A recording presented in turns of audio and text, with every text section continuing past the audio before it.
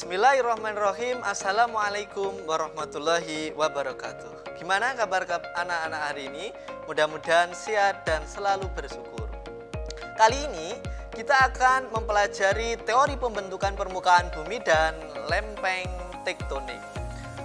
Dari materi yang akan kita peroleh, tujuan pembelajarannya adalah bahwa anak-anak bisa menjelaskan teori pembentukan permukaan bumi, dan yang kedua adalah bisa melakukan pengamatan karakteristik lempeng tektonik di permukaan bumi.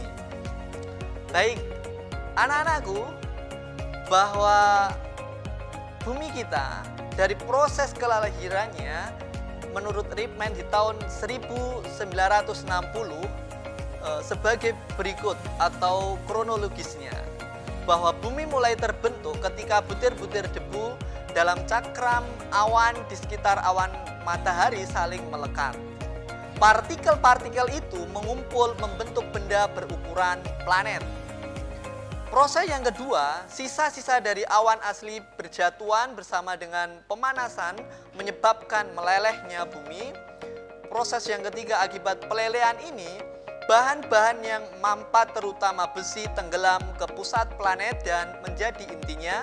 Seluruh permukaan bumi tertutup lautan batuan yang meleleh, bahkan yang ringan seperti uap air dan karbon dioksida menjadi atmosfer. Keempat, semakin lama planet mendingin dan uap air membentuk awan tebal di atmosfer. Selanjutnya awan mendingin dan berubah menjadi hujan yang mendinginkan bebatuan, dan selanjutnya kira-kira 2,5 miliar tahun yang lalu sebuah bumi baru muncul. Ya, awan menghilang dan matahari menyinari dunia yang sangat mirip dengan dunia sekarang ini. Itulah kronologis ataupun juga deskripsi yang disampaikan oleh Ripman di tahun 1960. Bagaimana teori-teori pembentukan permukaan bumi? Ada beberapa teori, setidaknya ada 5 teori yang akan kita pelajari. Ya, anak-anakku, teori yang pertama mengatakan bahwa bumi ini terbentuk karena kontraksi. Teori kontraksi ini dikemukakan oleh Descartes, bahwa bumi semakin lama itu akan semakin susut ya, akibat dari pendinginan. Karena bumi mengalami pengkerutan dan terjadinya pendinginan di bagian dalam bumi, maka konduksi panas tadi mengkerutkan bumi. Nah, pengkerutan inilah mengakibatkan bumi menjadi tidak rata. Peristiwa tersebut mengakibatkan bagian permukaan bumi mengkerut dan lembah-lembah pun juga ikut terbentuk, perbukitan dan lain sebagainya. Seperti yang ada pada kronologis teori kontraksi Descartes atau contraction teori. Ya. Teori yang kedua adalah teori Laurasia Gondwana yang dikemukakan oleh Edward Suez di tahun 1884, dan juga ada yang dikemukakan oleh Frank B. Taylor 1910, bahwa terbentuknya permukaan bumi itu mulanya terdapat 2 benua di kedua kutub bumi. Benua tersebut kemudian diberi nama apa? Laurasia dan Gondwana. Kedua benua ini kemudian bergerak perlahan ke arah ekuator sehingga terpecah-pecah membentuk benua-benua seperti sekarang ini. Amerika Selatan, Afrika, Australia dahulu menyatu dalam Gondwana Land, ya, bagian bawahnya, sedangkan benua lainnya menyatu dalam Laurasia Land. Ya. Bagaimana kemudian seperti bentuk puzzle di mana Laurasia dan Gondwana, Laurasia bagian atasnya, Gondwana bagian bawahnya, kemudian terpecah menjadi Amerika Utara Eurasia, Amerika Selatan, Afrika, India, Australia, dan Antartika adalah bagian dari Gondwana Land. Ya. Ya, pergerakan Laurasia dan Gondwana Land di dalam rekonstruksi yang dibuat dari bumi. Ya, 65 juta tahun yang lalu. Ya, dan juga kemudian terbentuk sekarang ini. Bagaimana kondisi permukaan bumi? Itu proses terbentuknya dari Laurasia dan Gondwana Land. Ya, MA itu adalah eh, disamakan dengan juta ya. Kemudian teori yang ketiga, apa itu?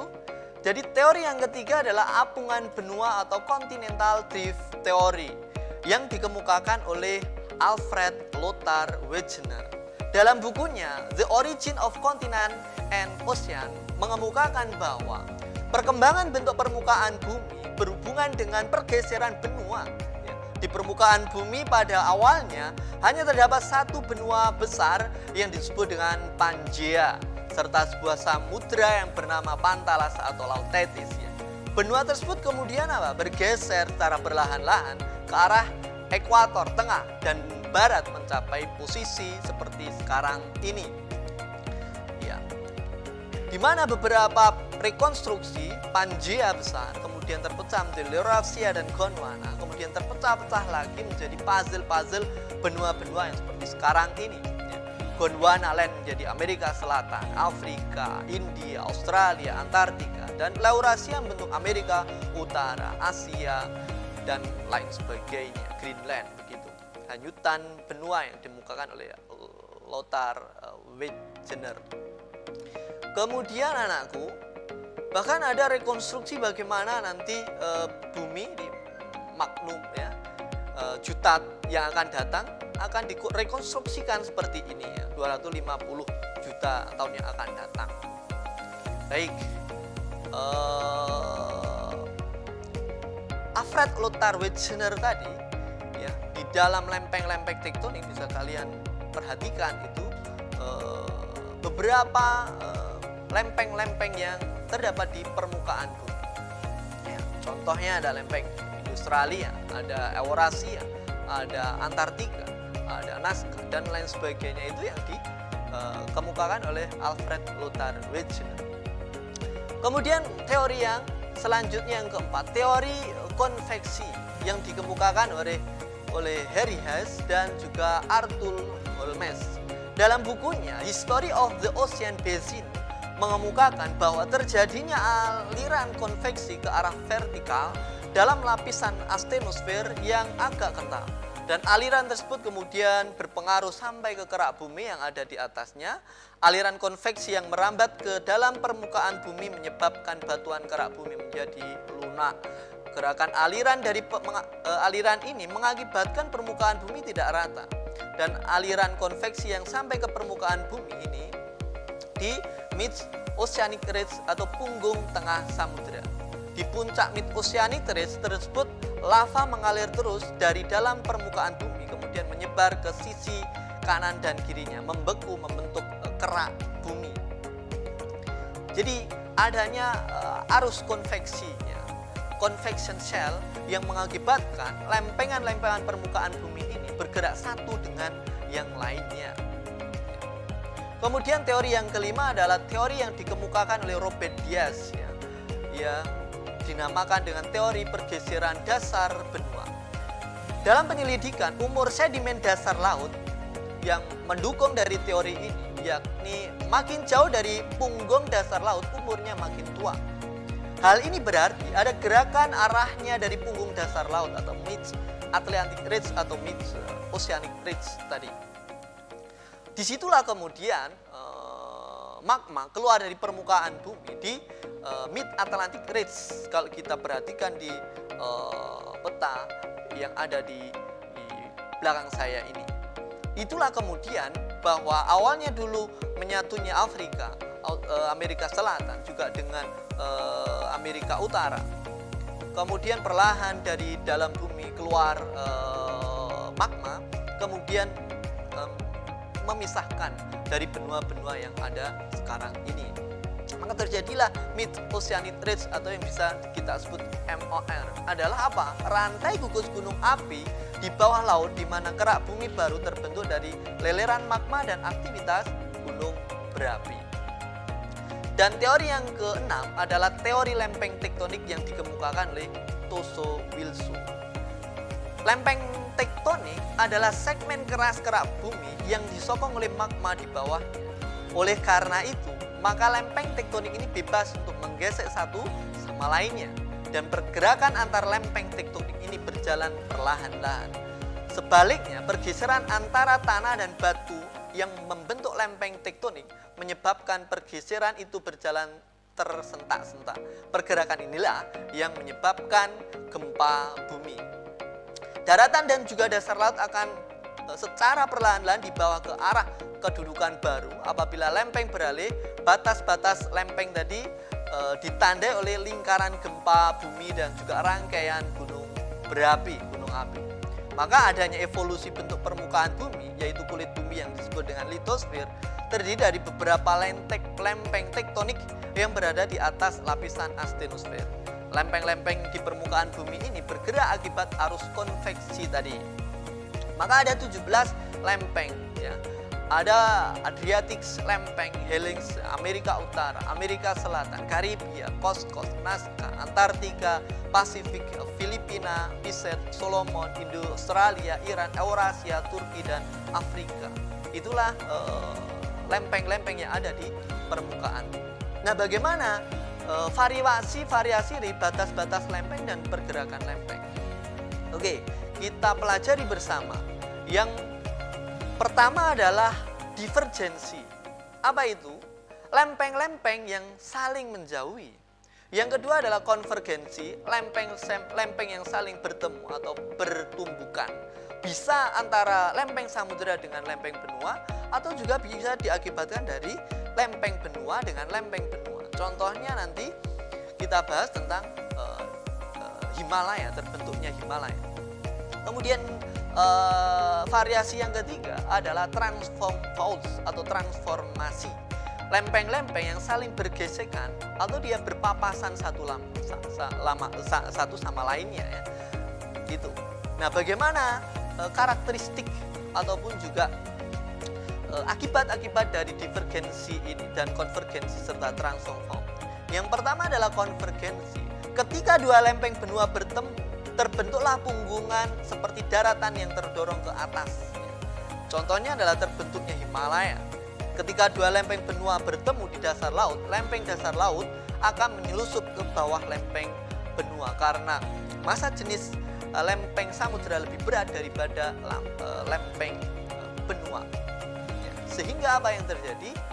Perlahan ketika dulu India itu jauh dengan Asia, perlahan-lahan karena arus konveksi tadi menggerakkan dari benua India, perlahan kemudian menabrakkan diri dengan Asia, sehingga terbentuklah pegunungan Himalaya dengan puncaknya Mount Everest dan ketinggiannya semakin meningkat seiring dengan berjalannya waktu karena lempeng tektonik itu.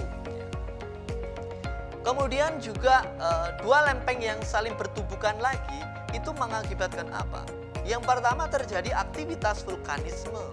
Yang kedua merupakan daerah hipocentrum gempa, pusat gempa di dalam bumi, hipo sesungguhnya. Sedangkan epi itu yang ada di permukaan. Yang ketiga, lempeng-lempeng samudera menunjam ke bawah lempeng benua, subdaksi. Terbentuknya palung laut di daerah tumbukan. Yang kelima, pembengkakan tepi lempeng benua yang merupakan daerah pegunungan. Yang keenam, penghancuran lempeng akibat pergeseran lempeng. Dan yang ketujuh, terdapat timbunan sedimen melins atau terjadi mengakibatkan batuan tancuh atau campur aduk namanya. Batuan yang ditemukan di daerah subdaksi atau daerah konvergensi, tumbukan antar lempeng. Ya, jadi lempeng samudera ada di bawahnya lempeng benua. Ya, ketika bertemu karena massa jenisnya lempeng dari samudera itu lebih berat dibandingkan lempeng benua. Nah, nanti kita akan membahasnya setelah materi ini. Maka terjadilah zona subdaksi, disitulah pusat-pusat kegempaan tektonik dan juga ketika magma itu keluar menjadi terjadinya gunung api erupsi, termasuk terjadinya gempa bumi tsunami. Itu ada di batas lempeng konvergensi, batas antara lempeng samudera dan lempeng benuanya. Maka terjadinya tsunami di beberapa negara, beberapa daerah itu juga akibat pelepasan energi pergerakan lempeng tektonik yang dia terlepas sehingga terjadilah hentakan getaran. Yang kedua adalah daerah konvergensi. Bagaimana daerah konvergensi ini? Daerah di mana lempeng-lempeng bergerak saling menjauhi. Lempeng tersebut disebut dengan divergensi. Maka magma panas menembus di antara dua lempeng dan membentuk batuan baru. Melalui proses ini maka terbentuklah punggung samudera atau mid oceanic ridge tadi. Ya, ada dua di permukaan bumi ini, ada mid Atlantic ridge yang ada di samudera Atlantik memisahkan antara benua Amerika baik utara, selatan dengan Afrika, Eropa, dan juga mid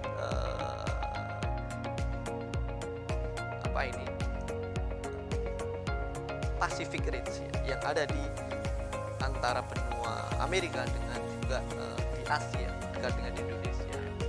Pacific ridge. Jadi mid Atlantic ridge atau bisa disingkat dengan MOR adalah rantai gugusan gunung api di bawah laut di mana kerak bumi baru terbentuk dan leleran magma dan aktivitas gunung api terjadi.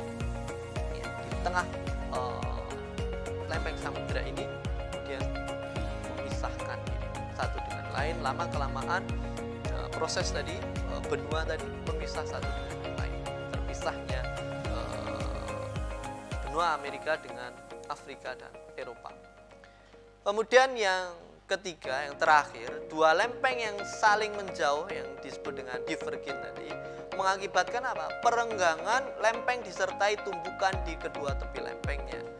Ya, pembentukan mid oceanic ridge dasar samudera, aktivitas vulkanisme menghasilkan lava bantal dan hamparan leleran lava encer, cair, dan juga ada aktivitas kegempaan. Nah, disitulah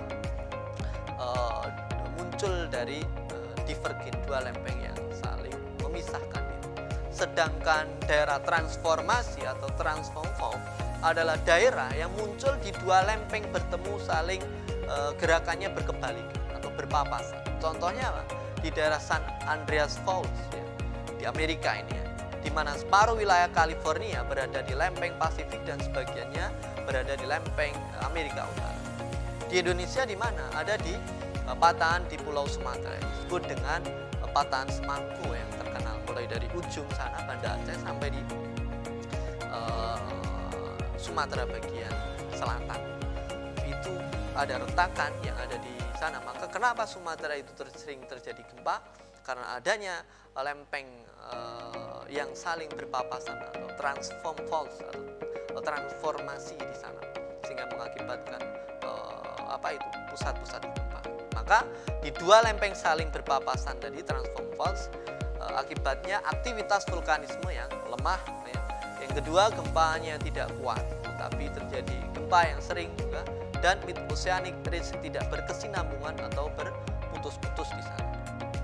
Nah, itulah anak-anakku yang kita pelajari pada kali ini, di mana bagaimana itu proses terbentuknya bumi, permukaan bumi dari beberapa rekonstruksi oleh beberapa ahli ya, 6 teori tadi mudah-mudahan memberikan gambaran bagaimana bumi kita itu berproses sehingga kemudian terjadi juga pergerakan lempeng-lempeng tektonik yang mengakibatkan beberapa peristiwa lempeng tadi. Ada konvergensi, ada divergensi, dan transform fault.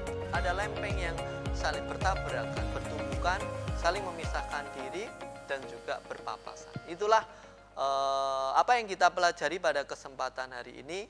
Mudah-mudahan bermanfaat bagi kita semua, dan mudah-mudahan kalian senantiasa diberi kesehatan.